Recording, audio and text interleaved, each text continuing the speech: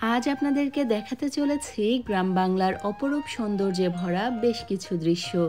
বরাবরের মতো সম্পূর্ণ ভিডিওটি জুড়ে আপনাদের সাথে আছি আমি সাবিহা সুলতানা মুক্তা। গ্রাম বাংলার এই মাটির ঘরগুলো অথবা গ্রাম বাংলার ঐতিহ্যবাহী ঢেকি অথবা গাছের এই গাছ কাটা, এসব দৃশ্য এখন খুব বেশি চোখে পড়ে না, তবে এগুলোই আমাদের গ্রাম বাংলার ঐতিহ্য। এই হচ্ছে আমাদের গ্রাম বাংলার ঐতিহ্যবাহী কাঠের ঢেকি, যেটি এখন প্রায় বিলুপ্তির পথে। একসময় গ্রাম বাংলার ঘরে ঘরে ছিল কাঠের তৈরি ঢেকি। সেই ঢেকিতে সে সময় গ্রাম বাংলার গৃহবধূরা ধান থেকে চাল, চাল থেকে আটা তৈরি করে সেই আটা দিয়ে বানাতো নানা ধরনের পিঠাপুলি। অগ্রহায়ণ পৌষ মাসে নতুন ধান ঘরে উঠলে প্রতিটি বাড়িতেই নানা রকম পিঠা ও পায়েস খাওয়ার ধুম পড়ে যেত। গ্রামের সচ্ছল বাড়িগুলোতে ঢেকি ঘর হিসেবে আলাদা ঘরও থাকতো।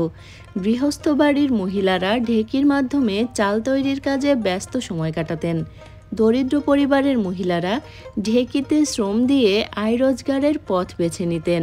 সে সময় ঢেকিতে কাজ করাই ছিল দরিদ্র পরিবারের মহিলাদের আয়ের প্রধান উৎস।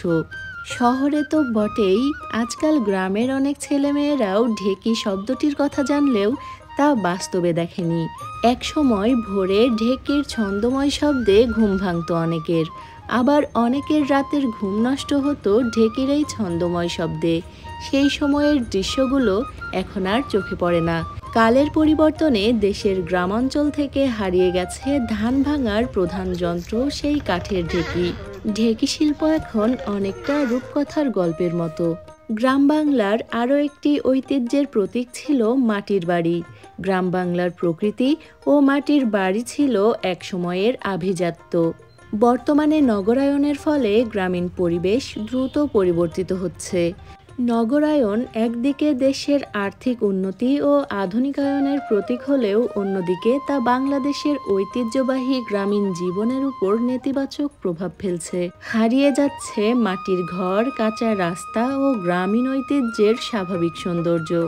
একসময় গ্রাম বাংলার মাটির বাড়ি শুধু বাসস্থান নয়, ছিল আবেগ, ঐতিহ্য আর মানুষের মিলনের প্রতীক, যা বর্তমানে একেবারেই বিলুপ্তির পথে। গ্রাম বাংলার আরও একটি সুন্দর দৃশ্য হলো গাছি ভাইদের গাছ কাটা।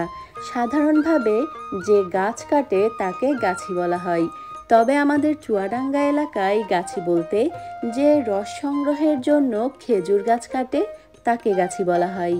আমাদের গাছি ভাইয়েরা খেজুর গাছের উপরের অংশ কেটে সেখান থেকে খেজুরের রস সংগ্রহ করে।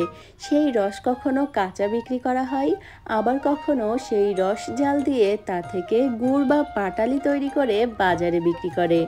পূর্বে এই পেশার সাথে সাধারণত গ্রামের নিম্ন আয়ের মানুষেরা জড়িত ছিল, তবে অনেকে উত্তরাধিকার সূত্রেও এই পেশার সাথে সম্পৃক্ত হন। বর্তমানে গ্রামের দিকগুলোতে কমে আসছে খেজুর গাছ এবং বিলুপ্তির পথে এই গাছি পেশাটাও। যাই হোক, আজ আপনাদেরকে ঘুরিয়ে দেখানোর চেষ্টা করলাম অবিরাম বাংলার চিত্র। আশা করি আজকের ভিডিওটি আপনাদের বেশ ভালো লেগেছে। আমাদের আজকের আয়োজন এ পর্যন্তই। আবারও ফিরে আসবো নতুন কোনো ভিডিও নিয়ে। সে পর্যন্ত আমাদের সাথেই থাকবেন। এতক্ষণ যারা আমার ভিডিওটি দেখছিলেন সবাইকে অনেক ধন্যবাদ। ভালো থাকবেন, দোয়া রাখবেন। আল্লাহ হাফেজ।